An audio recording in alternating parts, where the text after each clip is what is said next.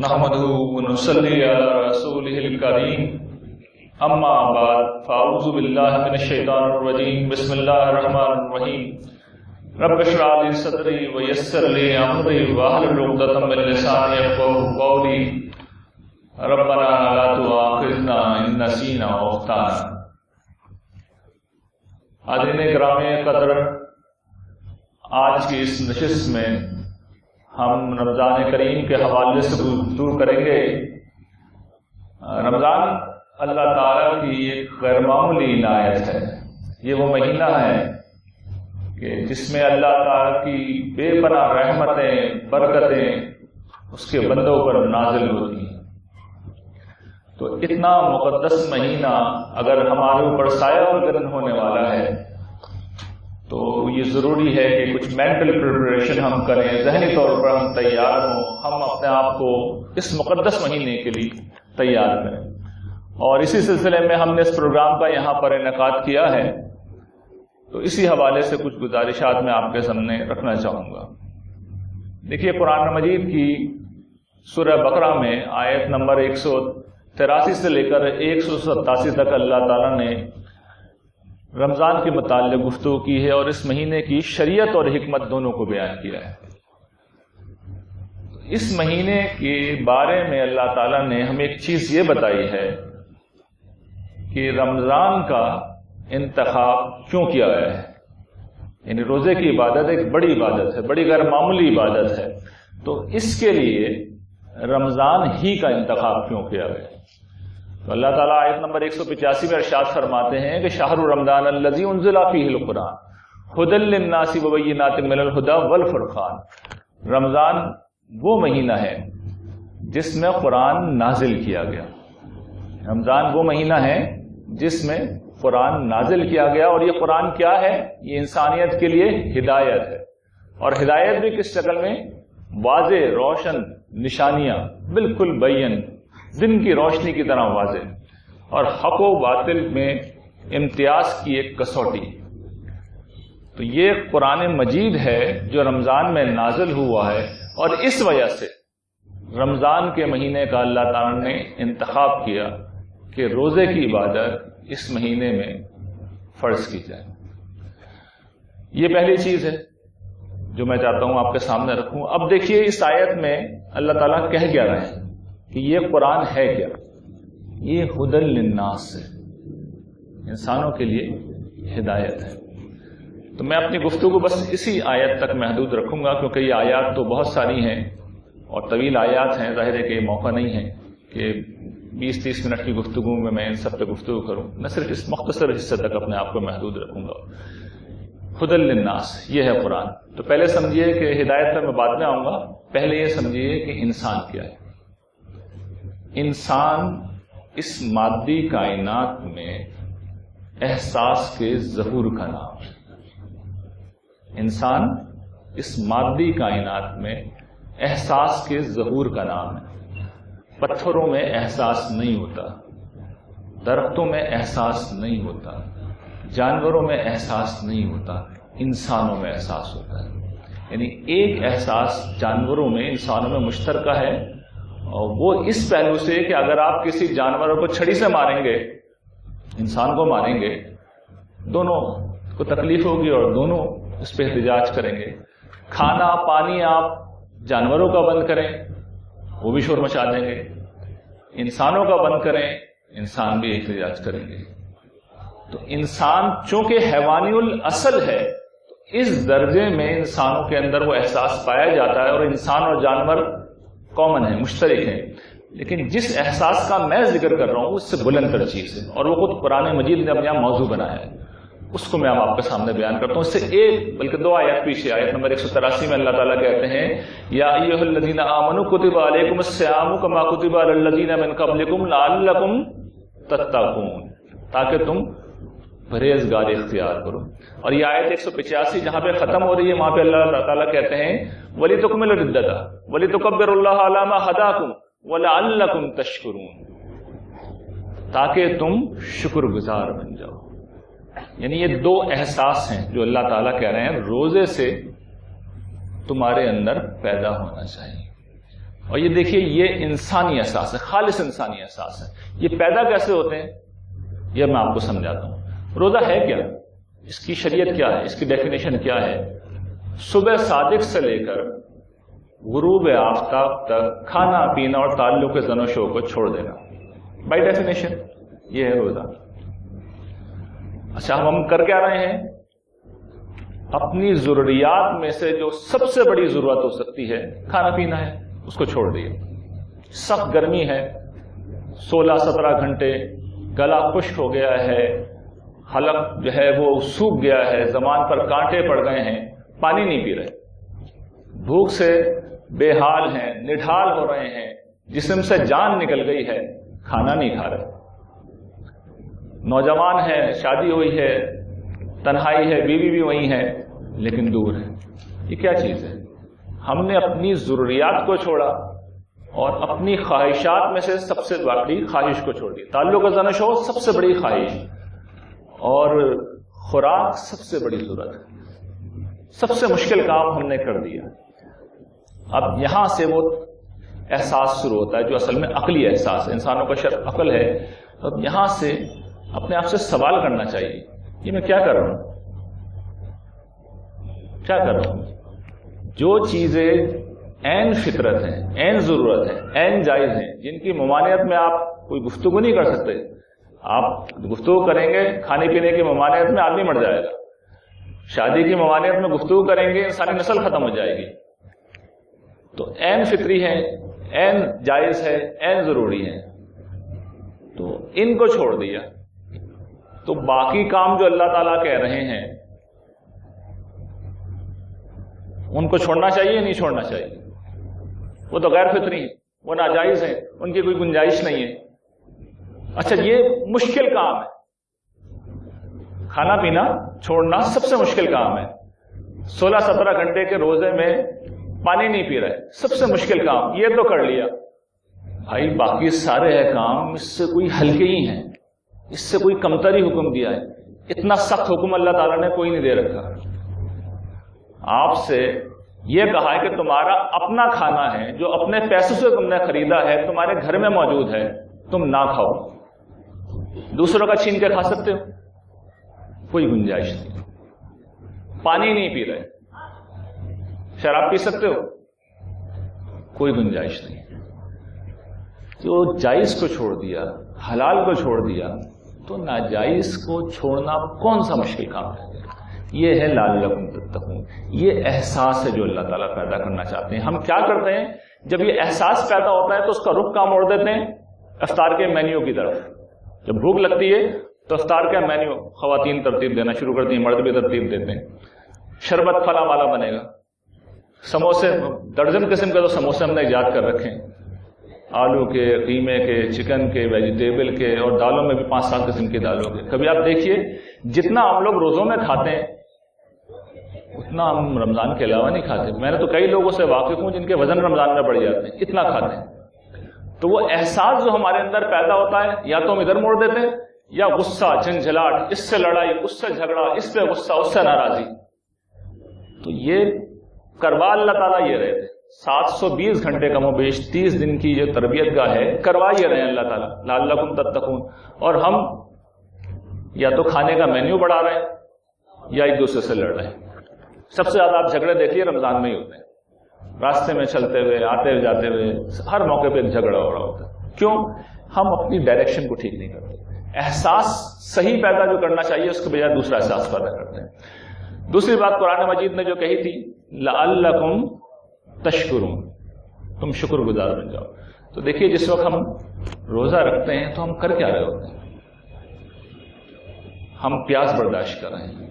تو پیاس جب لگتی ہے تو پانی کے علاوہ آدمی کو یہ بھی سوچنا چاہیے کہ یہ جو میں روزانہ پانی پی رہا ہوتا ہوں، جب دل چاہتا ہے پینا شروع ہو جاتا ہوں، جس وقت دل چاہتا ہے میں پی لیتا ہوں، یہ آیا کہاں سے؟ جب غور کریں گے تو آپ کو پتہ چلے گا کہ اس ڈھنڈار کائنات میں جہاں سرد و تاریک خلا ہے، جہاں پر بیاب و غیاب سیارے ہیں، جہاں وہ ستارے ہیں جہاں دہکتی اور بھڑکتی ہوئی آگ ہے اور کچھ نہیں ہے اس کائنات میں، اس کرۂ ارض کو اللہ تعالیٰ نے 2/3 پانی سے بھر دیا. اچھا پھر وہ میرے گھر تک جو آ رہا ہے تو ہمارے یہاں تو پائپ لائن سے آتا ہے، لیکن اس سے پہلے بھی بہت کچھ ہو رہا ہوتا ہے. پانی، میٹھا پانی ہم پی سکتے ہیں، میٹھا پانی آپ جیسے اسٹور کریں گے وہ سڑ جائے گا. تو اللہ تعالیٰ نے سارے جو اسٹوریج رکھی ہے وہ نمکین رکھی ہے، پانی سڑتا نہیں، لیکن نمکین آدمی ہم پی نہیں سکتے. تو اللہ تعالیٰ نے سورج کو حکم دیا، سورج اپنی تمازت برساتا ہے، اس کے نتیجے میں نمک نیچے رہ جاتا ہے اور میٹھا پانی بھاپ کی شکل میں اوپر اڑتا ہے. فضا اس کو کنڈینس کر دیتی ہے، وہ بادل بنا دیتی ہے. پھر اللہ تعالیٰ ہوا کو حکم دیتے ہیں، وہ ہزاروں میل تک کھینچ کے ان بادلوں کو لے کے جاتی ہے، اور جہاں ضرورت ہوتی ہے اور جتنی ضرورت ہوتی ہے، سارے نہیں برساتے ورنہ تو طوفان آ جائے گا، جہاں ضرورت ہوتی ہے جتنی ضرورت ہوتی ہے بادل برستے ہیں. کچھ پرماننٹ اسٹوریج کے لیے سارا سال اسٹوریج کے لیے پہاڑوں کے اوپر برف کی شکل میں جما دیے جاتے ہیں، اور پھر سارا سال دریاؤں کے راستے پانی بہتا ہوا آتا رہتا ہے. زمین چشموں کی شکل میں، دریاؤں کی شکل میں، کنووں کی شکل میں ہمیں پانی فراہم کرتی ہے. یہ جو آپ بوتل خریدتے ہیں پانی کی 30 40 50 روپے کی، اس میں ان کا کوئی کام نہیں ہوتا. اللہ تعالیٰ نے اتنا بڑا انتظام کیا جس میں سورج بھی ہے، سمندر بھی ہے، زمین بھی ہے، پہاڑ بھی ہے، ہوا بھی ہے، فضا بھی ہے، بادل بھی ہے، ایک پیسہ نہیں دیتے. In a world where there is no free lunch، جہاں مفت میں کچھ نہیں ملتا، یہ سب کچھ فری میں دے رہے ہیں اللہ تعالیٰ. تو اس ہستی کے بارے میں کیا احساسات پیدا ہونے چاہیے؟ سراپا محبت، سراپا احترام، سراپا شکر بن جانا چاہیے. پروردگار اس کائنات میں ہر شخص پیاسا ہے جب تک تو نہ پلائے، ہر شخص بھوکا ہے جب تک تو نہ کھلائے. یہ احساس پیدا ہونا چاہیے، اور یہ حقیقت ہے. آپ یہ کہتے ہوں گے کہ یہ تو سب کو ہی ملتا ہے، اس میں میرے اوپر کیا احسان. اللہ تعالیٰ چاہے نا تو مجھے اور آپ کو جس وقت چاہیں. آپ نے پیشنٹ دیکھے ہوں گے جن کو گلے کا کینسر ہو جاتا ہے، ایک گھونٹ پانی سے نہیں اتار سکتے، گلی سے پانی نہیں اتار سکتے. وہ آپریشن سے تو بہت لوگ گزرے ہوں گے، آپریشن سے پہلے آپ جانتے ہیں کہ پانی بند کر دیتے ہیں ڈاکٹر. تو اللہ تعالیٰ جس وقت چاہیں ذاتی طور پہ بھی تجربہ کرا سکتے ہیں، لیکن وہ نہیں کراتے. ہمیں صحت مند رکھتے ہیں، ہمارے اندر احساس ہی پیدا نہیں ہوتا. تو پھر یہ روزے کی عبادت آ کے بتاتی ہے کہ بھائی آپ کتنی زیادہ نعمتوں اور احسانوں میں جی رہے ہیں. تو جب یہ احساس پیدا ہو جائے، اول تو ہوتا نہیں، لیکن میں یہ توجہ دلا رہا ہوں کہ اس دفعہ جب آپ روزے رکھیں تو جس طرح اخلاص ہمیں اپنا تازہ کرنا پڑتا ہے کہ اتنی دور ہم آئے ہیں لیکن اللہ کے لیے آئے ہیں، تو جب روزہ رکھ رہے ہیں تو اس میں بھی احساس کو تازہ کریں. انسان کے لاشعور سے چیزیں شعور میں آنی چاہیے، اور شعور میں جب آئیں گی تب تقوی بھی پیدا ہوگا، تب شکر بھی پیدا ہوگا. جب یہ دو چیزیں پیدا ہو جائیں گی تو پھر اب وہ جو قرآن ہدی للناس تھا، وہ سورہ بقرہ کے آغاز پہ جو کہا گیا ہے نا، وہاں ہدی للناس نہیں کہا، وہاں کیا کہا ہے قرآن کو؟ الف لام میم ذالک الکتاب لا ریب فیہ ہدی للمتقین. قرآن بائی ڈیفالٹ سب کے لیے ہدایت ہے، پوٹینشلی سب کے لیے ہدایت ہے، لیکن عملاً وہ ہدایت ان کو دیتا ہے جو ان احساسات کے تحت جیتے ہیں. تو یہی وجہ ہے رسول اللہ صلی اللہ علیہ وسلم نے جب اس کو ریلیٹ کیا تو فرمایا من صام رمضان ایمانا و احتسابا غفر له ما تقدم من ذنبه. دن میں آدمی روزہ رکھے ہوئے ہو اور رات میں من قام رمضان ایمانا و احتسابا غفر له ما تقدم من ذنبه. رات میں قیام میں قرآن سن رہا ہوں، قرآن پڑھ رہا ہوں، تب یہ پورا سرکل ہوتا ہے، تب آدمی اس ہدایت کو ریسیو کرنے کے لیے تیار ہوتا ہے. تو یہ ہے ہدی للناس. میں اس کو سمجھا رہا ہوں. انسان یہ ہے جب اس جگہ پہ آئے گا، احساس والا انسان بنے گا، تب قرآن مجید ہدایت بنے گا، ورنہ نہیں بنے گا. ورنہ تو سب قرآن پڑھتے ہیں. اچھا، جب انسان میں طلب پیدا ہو گئی، ہدایت کی ضرورت محسوس ہوئی اسے، تو اب اسے کوئی تعلیم 16 برس کی حاصل کرنی ہے، کوئی ڈگری لینی ہے، کوئی فلسفیانہ مباحث سمجھنے ہیں، کوئی علمی فنی منطقی بحثیں کرنی ہے. نہیں، یہ ہدایت ہے بینات من الہدی، دن کی روشنی کی طرح واضح. جیسے دن کی اس وقت روشنی ہے، آپ کو نظر آ رہا ہے یہ دیوار ہے، یہ فرش ہے، یہ لوگ ہیں، بغیر کسی محنت و کوشش کے آپ کو نظر آ رہا ہے. یہ ہوتا ہے بینہ کا مطلب. والفرقان، اور کسوٹی ہے. all that glitters is not gold. کسوٹی کیا کرتی ہے؟ سونے اور پیتل میں فرق بتاتی ہے، کھرے اور کھوٹے کا فرق بتاتی ہے. قرآن مجید ہے وہ کسوٹی، تو یہ بتاتا ہے کہ مذہب کے نام پہ جو کچھ بھی باتیں کی جا رہی ہیں اس میں سے کون سی ٹھیک ہے اور کون سی نہیں ہے. اتنا واضح ہے قرآن، اتنا واضح. اور وہ کیا ہے 2-3 جملوں میں آپ کو بتایا. قرآن مجید ویسے آپ پڑھنے جائیں گے تو 6,500 آیات ہیں، لیکن یہ میری زندگی بھر کا کام ہے. جب قرآن مجید کے مضامین کو اس کے خلاصہ کر دیا، کل مضامین کیا ہیں قرآن مجید کے، وہ اصل میں بات کیا بتا رہا ہوتا ہے، خالق کا منصوبہ میرے اور آپ کے بارے میں کیا ہے. وہ یہ بتاتا ہے کہ موت کو تو تم جانتے ہو نا، کل من علیہ فان، وہ تو تم دیکھتے ہو، کسی نے نہیں بچنا، لیکن تم مر کے مرتے نہیں ہو، تم میرے پاس آؤ گے، میرے پاس آؤ گے. میں تمہارا خالق، میں تمہارا مالک جس نے تمہیں سب کچھ دیا، میرے پاس آؤ گے اور پھر تمہیں مرنا نہیں ہوگا. میں نے تمہیں ابدی انسان کے طور پہ بنایا ہے، لافانی مخلوق کے طور پہ بنایا ہے. تم میرے پاس آؤ گے، پھر تمہاری اس زندگی کا میں جائزہ لوں گا اور دیکھوں گا کہ تم نے اعلیٰ انسان بن کے زندگی گزاری تھی، اخلاقی انسان بن کے زندگی گزاری تھی یا نہیں. اس کی بنیاد پہ تمہارا جائزہ لیا جائے گا اور پھر تمہاری ابدی زندگی کا فیصلہ ہوگا. اگر تم پرہیزگار نکلے، صالح نکلے، با اخلاق نکلے تو ابدی جنت، ابدی جوانی، ابدی صحت، ابدی زندگی، ابدی خوشیاں، ابدی بادشاہی. اگر برائیوں میں زندگی گزاری، میری نافرمانی میں زندگی گزاری، تو ابد تک رونا، چیخنا، چلانا، دانت پیسنا اور مایوسی کے سوا تمہارے حصے میں کچھ نہیں آئے گا. یہ ہے پہلی بات جو قرآن مجید بتاتا ہے، یہ منصوبہ ہے. اس کے بعد وہ بتاتا ہے کہ ڈوز اینڈ ڈونٹس کیا ہیں، کرنا کیا ہے تمہیں.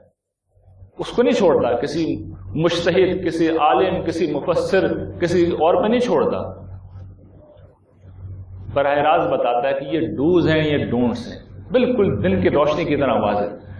یہ 6,500 آیات میں بکھرے ہوئے تھے. اللہ تعالیٰ نے اس طالب علم سے خدمت لی کہ قرآن کا مطلب انسان نامی کتاب میں نے ان سب مقامات کو جمع کر دیا. ویسے تو اس کا خلاصہ کریں الذین آمنوا وعملوا الصالحات، یہ اس کا خلاصہ، ایمان لا اور عمل صالح. یہ ایمان اخلاق کی دعوت ہے، یعنی عمل صالح وہ عمل جس سے زمین میں خیر پیدا ہو، بھلائی پیدا ہو، جس سے فساد ختم ہو.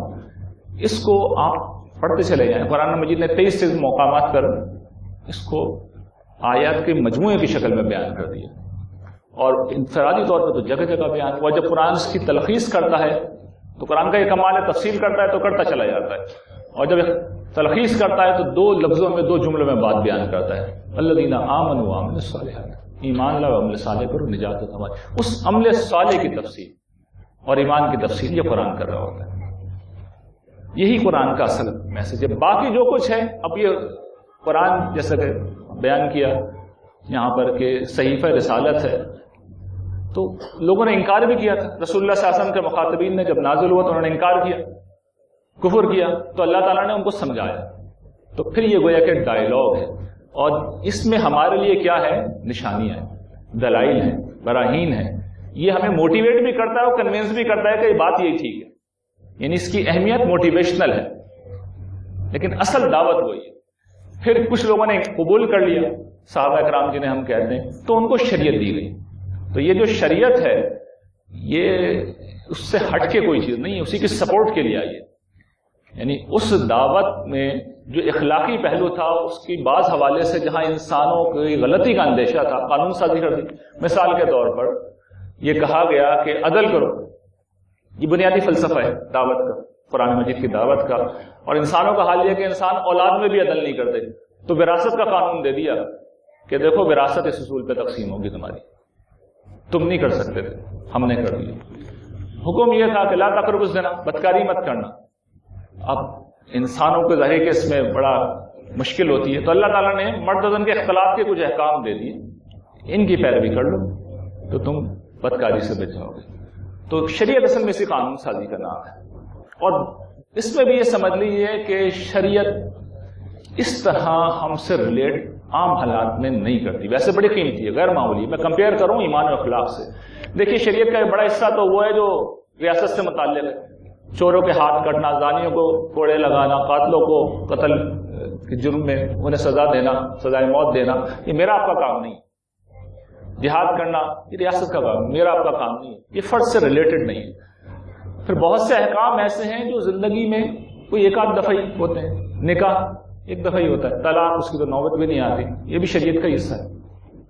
علماء کے سمجھنے کی یہ ساری چیزیں وہ بیان بھی کر دیتے ہیں، ضرورت ہوگی ان سے آ کے پوچھ بھی لیں گے. پھر جو فرض سے روزمرہ کی بنیاد پہ ریلیٹ کرتی ہیں چیزیں، وہ زیادہ تر رسوم آداب روایات وہ روزمرہ کا حصہ ہیں، وہ شخصیت کا اور اخلاق کا اس طرح سے حصہ نہیں ہے. مثال کے طور پر غسل فرض ہے، ذبیحہ کھانا اسی طرح ہم کھاتے ہیں، جب مویشی ہیں ہم جھٹکے سے نہیں کھاتے. تو یہ شریعت تو ہے، لیکن یہ جسم کی یا خور و نوش کی طہارت کا حصہ، جو اخلاقی وجود ہے، جو روزمرہ میں کام کرتا ہے، اس کے احکام وہ ہیں. اور وہ ایسے احکام ہیں کہ جس وقت آپ ان کی پیروی کرنے کا فیصلہ کریں گے تو میں آپ کو یقین دلاتا ہوں، آپ کو لگے گا کہ آپ نے انگارہ ہاتھ میں اٹھا لیا ہے. یہ کہنا بڑا آسان ہوتا ہے. قرآن جب کہتے ہیں ان اللہ یامر بالعدل والاحسان وایتاء ذی القربى وینہی عن الفحشاء والمنکر والبغی، عدل کیجئے، ذرا کیجئے احسان، کیجئے انفاق، طبیعت صاف ہو جائے گی آپ کی. فواحش سے بچیے اس دور میں، منکرات سے بچیے، ذرا ظلم سے بچیے. ذرا کتنا مشکل ہے آپ کو اس کا اندازہ نہیں. اس راستے پہ جیسے ہی چلنے کی کوشش کریں گے تو یہ راستہ آپ کو پتہ چل جائے گا کہ کتنا مشکل ہے. لیکن روزہ رکھ لیا ہے تو معلوم ہو گیا کہ پانی جب میں نے چھوڑ دیا ہے تو یہ بھی کر لوں گا.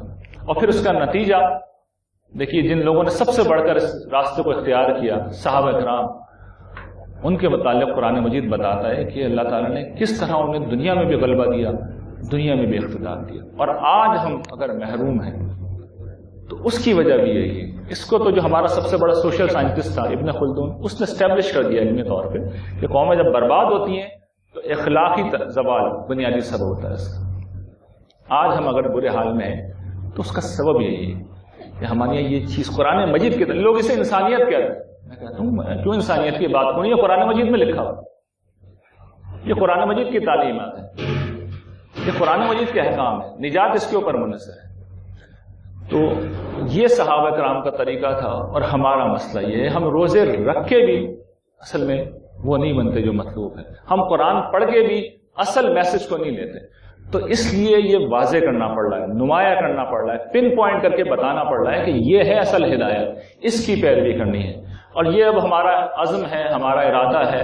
ہم نے اپنی زندگی اس کام میں لگائی ہے کہ چونکہ یہ چیز، اس کی بنیاد پہ نجات منحصر ہے، یہ لوگوں تک پہنچانی ہے. دنیا میں 7.5 ارب لوگ موجود ہیں، تو انشاءاللہ ایک ایک شخص تک یہ بات پہنچانی ہے، ایک ایک شخص تک یہ بات پہنچانی، ایک ایک شخص تک یہ بات پہنچانی. یہ جو ادارہ ہے انذار، اس کا مقصد یہ، انذار کا مطلب یہ ہے کہ لوگوں کو اس دن سے خبردار کرنا، اس کی تیاری کے لیے لوگوں کو آمادہ کرنا.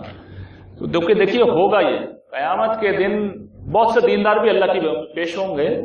تو جس وقت وہ وہاں پہنچیں گے تو جو ایک ہمارے شاعر ہیں نا سلیم کوثر والے، ان کا شعر ہے، کبھی لوٹ آئیں تو پوچھنا نہیں، دیکھنا انہیں غور سے. کبھی لوٹ آئیں تو پوچھنا نہیں، دیکھنا انہیں غور سے، جنہیں راستے میں خبر ہوئی کہ یہ راستہ کوئی اور ہے. جب وہ پہنچیں گے تو اللہ تعالیٰ کہیں گے تم حساب کے پرچے میں شاعری کر کے آئے ہو، آپ جو کر رہے ہو، کرتے رہے ہو، میں نے نہیں کہا تھا، یہ میں نے کچھ اور کہا تھا. آپ سارے جو آپ کے لوگوں نے آپ کو بتایا تھے ساری چیزیں پاس کر کے آئے ہو. احسان میں آپ فیل، عدل میں آپ فیل، انفاق میں آپ فیل، بدکاری سے بچنے میں آپ فیل، فواحش سے بچنے میں آپ فیل، منکرات سے بچنے میں آپ فیل، ظلم زیادتی سے بچنے میں آپ فیل، وعدہ پورا کرنے میں آپ فیل، امانت کی پابندی میں آپ فیل، صبر کرنے میں آپ فیل، ہر فرض میں فیل. یہی ہیں ہم، یہی ہیں ہر پرچے میں فیل ہے. اس لیے اس حال میں، اور یہی قیامت کے دن ہوگا. وہ جو شاعر نے کہا نا کہ وہ ان کی شکلوں کو دیکھنا نہیں، پوچھنا نہیں، صرف شکلیں دیکھنا. اس وقت وہ شکلیں دیکھنے والی ہوں گی. آدمی تو اپنی دانش میں اللہ تعالیٰ سے انعام لینا جا رہا ہوگا اور جواب یہ ملے گا کہ آپ جو کچھ لے کے آئے ہیں میں نے نہیں کہا تھا، یہ کہا تھا. تو لوگوں کو ایک ایک شخص کو جھنجھوڑ کے پکڑ کے بتانا ہے کہ اصل میسج یہ، اصل پیغام یہ. اپنا کوئی تقریر نہیں کرنی، اپنی کوئی دعوت نہیں دینی، اپنا کوئی نقطہ نظر پیش نہیں کرنا، کوئی انقلابی پروگرام پیش نہیں کرنا. قرآن مجید کی اصل دعوت کو لوگوں تک پہنچا دینا ہے. یہ ہے جو کام ہم کرنے کی ہمبل سے کوشش کر رہے ہیں. اور اس کی وجہ ایک اور بھی ہے، ایک تو آخرت کا مسئلہ اور دوسرا دنیا کا مسئلہ. دیکھیے میں نے ذکر کیا تھا دنیا میں بھی تباہی آتی ہے، ابن خلدون نے یہ بات بیان کی کہ یہ چیز سوشل سائنس میں اسٹیبلش فیکٹ ہے. اس وقت بھی دنیا میں جو قومیں اس طرح کی چیزوں میں بہتر ہوتی ہیں اللہ تعالیٰ انہیں غلبہ اقتدار دیتے ہیں. اور خود صحابہ کرام کے متعلق بھی اللہ تعالیٰ نے یہی بیان کیا تھا. الفاظ یہ اس آیت کے جہاں یہ وعدہ کیا تھا وعد اللہ الذین آمنوا منکم وعملوا الصالحات لیستخلفنکم فی الارض کما استخلفن الذین من قبلکم. اللہ نے وعدہ کیا ہے تم میں سے ان لوگوں سے جو ایمان لائے اور عمل صالح کیے کہ زمین پہ انہیں اقتدار دے گا جس طرح ان سے پچھلوں کو اقتدار دیا تھا. یہ وعدہ کیا اللہ تعالیٰ نے صحابہ کرام سے وعدہ کیا. اور میں بتا چکا ہوں ایمان اور عمل صالح اصل میں یہی ایمان و اخلاق کی دعوت ہے, اسی پہ وعدہ ہے. اس کا برعکس آپ خود سوچ لیجئے کہ اگر آپ یہ نہیں کریں گے تو پھر تباہی, پھر ہلاکت ہم تو فیس کر رہے ہیں. اور اپنی قوم کے بارے میں تو مجھے شدید اندیشہ ہے کہ we are heading towards total annihilation, مکمل تباہی کی طرف ہم بڑھ رہے ہیں. اس لیے کہ اللہ تعالیٰ نے آج تک معاف نہیں کیا ہے. خاص طور پہ جو لوگ اسلام کے دعوے دار بنتے ہیں, اسلام کے نام پہ کھڑے ہوتے ہیں, ان کو تو اللہ تعالیٰ عبرت کا نشان بناتے ہیں. یعنی ہم اسلام کے نام پہ کھڑے ہو کے اس وقت کیا کر رہے ہیں آپ کو پتہ ہے؟ قرآن یہ کہتا ہے ایک اللہ, اس کی طرف بولا والذین آمنوا اشد حبا للہ, اہل ایمان سب سے بڑھ کر اللہ سے محبت کرتے ہیں, اور ہم غیر اللہ کی طرف بلاتے ہیں. یہی دین ہے ہمارے یہاں. قرآن کیا کہتا ہے من یطیع الرسول فقد اطاع اللہ, رسول اللہ صلی اللہ علیہ وسلم کو ماخذ کے طور پہ پیش کرتا ہے, آپ کی سنت کو بنیاد بناتا ہے, اور ہم بدعتوں میں لگے ہیں. قرآن مجید اسلام کی طرف آتا ہے ان الدین عند اللہ الاسلام, اور ہم اپنے فرقوں میں لگے ہوئے ہیں. قرآن مجید ایمان اور عمل صالح کی اس تعلیم کی طرف بلاتا ہے, اور ہم اپنی ظاہر پرستانہ چیزوں میں لگے ہوئے ہیں. قرآن مجید آخرت کی نجات کی طرف بلاتا ہے, اور ہم دنیا میں اکھاڑ پکھاڑ, دنیا میں انقلاب میں لگے ہوئے, اور ہم اسلام کے نمائندے بنے ہوئے. دس از ہائی ٹریشن, یہ غداری ہے. اور اللہ تعالیٰ نے آج تک غداروں کو معاف نہیں کیا ہے. صرف یہ کہ سزا ذرا قومیں ہوتی ہیں 50 60 70 80 سال میں دیتے ہیں. وہ وقت اب ہمارے لیے آ گیا ہے. یہ نسل, اس نسل کا اللہ تعالیٰ انتظار کر رہے ہیں. یہ نسل گزرے, اس کے بعد ایسی کی تیسی ہو جائے گی ہماری.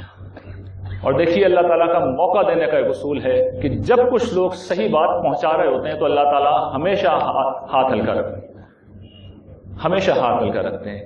اگر کچھ لوگ صحیح پیغام پہنچا رہے ہیں تو یہ میری اور آپ کی ذمہ داری ہے کہ اگر اس رمضان میں ہم یہ محسوس کریں کہ خدا کی ہستی کا ہم پہ اتنا احسان ہے, اس کا اتنا کرم ہے کہ ہمیں کھانا پانی سب وہ دے رہا ہے, تو یہ اس کا کام ہے. دیکھیے اب وہ نبی نہیں بھیجے گا, وہ رسول نہیں بھیجے گا, وہ فرشتہ تو کبھی بھیجا ہی نہیں اس نے کام. اب مجھے اور آپ کو یہ کام کرنا ہے, تو اس کام کا ہمیں حصہ بننا ہے.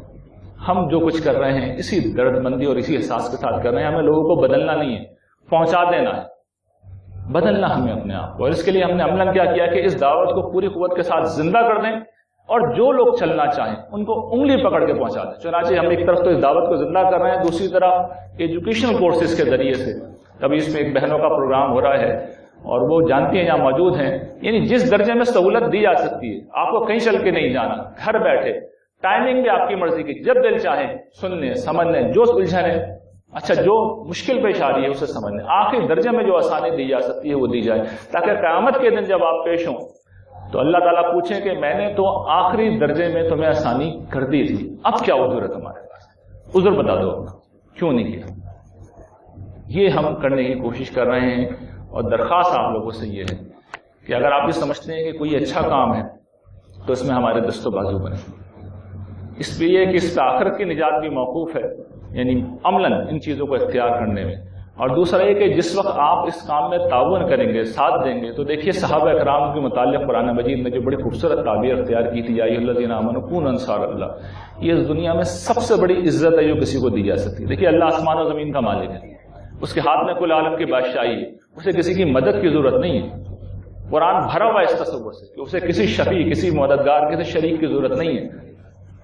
آپ ہر پہلو سے دیکھیے قرآن نے تردید کی. اس جگہ آ کے قرآن مجید نے حضرت عیسیٰ نے اصل میں اپنے حواریوں سے کہا تھا من انصاری اللہ, کون ہے جو خدا کی راہ میں میرا مددگار.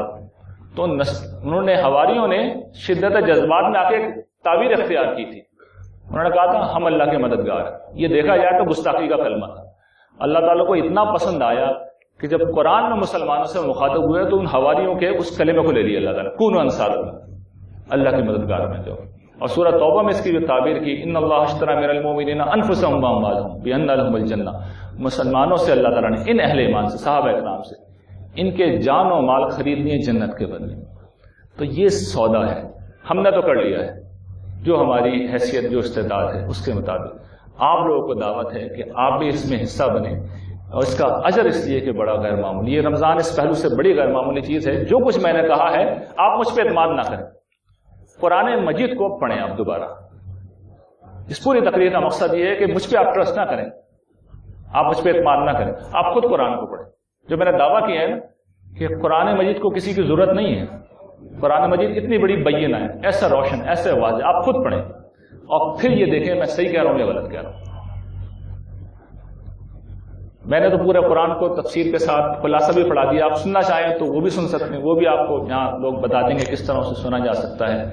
لیکن اس رمضان میں جو آخری بات میں عرض کر رہا ہوں کہ فیصلہ آپ کو کرنا ہے کہ جو بات اس طالب علم نے آپ کے سامنے رکھی وہ صحیح ہے یا غلط. آپ پڑھیے اور جو سوال ہے آپ کا میں حاضر ہوں. اگر یہ محسوس ہو جائے کہ یہی بات ٹھیک ہے تو پھر آپ اطمینان رکھیے کہ نہ آخرت میں ہم بچیں گے. اگر یہ نہیں کیا، ایمان و اخلاق کی دعوت کو اختیار نہیں کیا تو نہ آخرت میں بچیں، ہماری ساری دینداری منہ پہ اٹھا کے مار دی جائے گی، اور نہ دنیا میں ہم بچیں گے، عبرت کا نشان بنا دیے جائیں گے.